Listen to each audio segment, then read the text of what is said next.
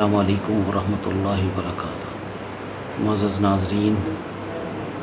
آج کا جو وظیفہ ہے وہ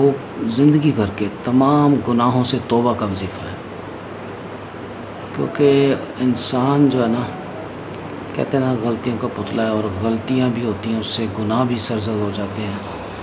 اور پھر وہ ایسی دلدل میں پھنستا ہے کہ گناہ پہ گناہ کیے جاتا ہے، اور پھر ایک وقت ایسا آتا ہے کہ جب اسے اپنے گناہوں پہ شرمندگی بھی ہوتی ہے، اور لیکن اس وقت بہت دیر ہو چکی ہوتی ہے، اور پھر وہ سوچتا ہے کہ اب میں کیسے اللہ کے سامنے کیسے رجوع کروں،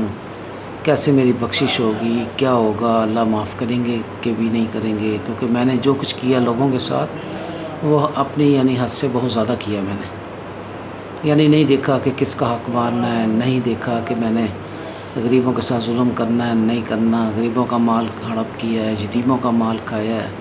گناہ کیے ہیں ہر طرح کے، اور زیادتی کی ہے، ہر وقت اللہ کی زمین پہ بڑا اکڑ کے چلا ہوں، اور تکبر رہا ہے، میری گردن میں سریا رہا ہے، غریب کو کچھ سمجھا ہی نہیں ہے، مسکین کو کچھ سمجھا نہیں ہے، لوگوں کو کچھ نہیں سمجھا،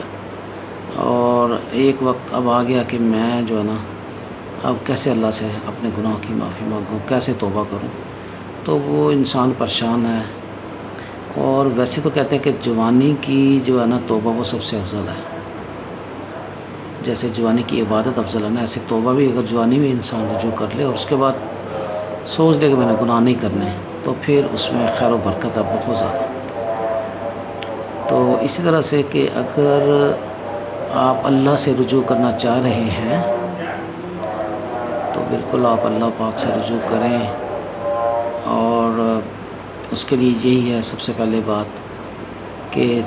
توبہ کے لیے آپ کو کیا کرنا ہے، صدقے دل سے یہ سوچ لیں کہ میں نے اب گناہ نہیں کرنے، کہ اب میں گناہ سے توبہ کرتا ہوں اور میں گناہ نہیں کروں گا۔ اذان ہو رہی ہے، ذرا 2 منٹ میں اذان کے بعد بقایا ریکارڈنگ کر، پھر جب اسے احساس ہوتا ہے کہ میں نے اب کیا کرنا ہے، اور وہ پھر اللہ سے رجوع کرنا چاہ رہا ہوتا ہے، لیکن اس کا اندر سے ضمیر اسے ملامت کر رہا ہوتا کہ میں نے بہت غلط کیا ہے اور بہت کچھ کیا ہے، لیکن جیسے اللہ کی ذات بڑی غفور و رحیم ہے، وہ بڑا پیار کرتا اپنے بندوں سے، یہ یا لطیف ہو یا ودود ہو، یہ بھی اس کے محبت کے نام ہیں سارے، اور وہ بڑا رحمان اور رحیم بھی ہے۔ تو زندگی میں اگر آپ اپنی توبہ کر لیتے ہیں، تو اللہ سے رجوع کر لیتے ہیں، اور یہ دل میں عہد کر لیتے ہیں کہ اس کے بعد ہم نے گناہ نہیں کرنا، کوئی اور غلطی نہیں کرنی، تو انشاءاللہ تعالیٰ اللہ تعالیٰ قبول کرتے ہیں۔ تو آپ نے کرنا کیا ہے کہ نماز فجر کے بعد یا نماز عشاء کے بعد، اگر جیسے آپ کو بہتر لگے، لیکن ان دونوں نمازوں کے بعد ہی کرنا اپنی یہ وظیفہ، تو آپ نے سورہ نصر کی جو آیت نمبر 3 ہے نا، فَسَبِّحْ بِحَمْدِ رَبِّكَ وَاسْتَغْفِرْ إِنَّهُ كَانَ تَوَّابًا، تو یہ آپ نے کرنا ہے کہ اس کا جو ہے نا، میں آپ کو مزید اس کا ترجمہ بھی بتاتا ہوں۔ تو آپ جب اس کی تصویر کریں گے نا، تو یقین مانیں آپ کے دل کو سکون ملے گا، اور آپ کا دل جو ہے نا، کہتے ہیں نا سکون اور اطمینان دونوں چیزیں نصیب ہوں گی آپ کو، اور آپ کو ایسے لگے گا جیسے اللہ نے آپ کو واقعی معاف کر دیا، جیسے کہتے ہیں نا کہ حج کر کے انسان جو ہے نا تمام گناہ معاف ہو جاتے ہیں، اور ایسے ہی لگتا ہے جیسے ابھی وہ بچہ ماں کی گود ماں کے پیٹ سے پیدا ہوا ہے اور بالکل پاک ہے، معصوم ہے تو اسی طرح سے انشاءاللہ جب آپ کریں گے تو آپ کو اطمینان اور سکون ہوگا۔ باقی جو میں نے لکھا ہے میں آپ کو دکھانے لگا، یہ دیکھیں ناظرین، یہ آپ نے کرنا ہے، ٹھیک ہے۔ بسم اللہ الرحمن الرحیم۔ زندگی کے تمام گناہوں سے توبہ کا مجرد وظیفہ، دیکھیں غلطیاں آپ نے کچھ بھی کی ہوں،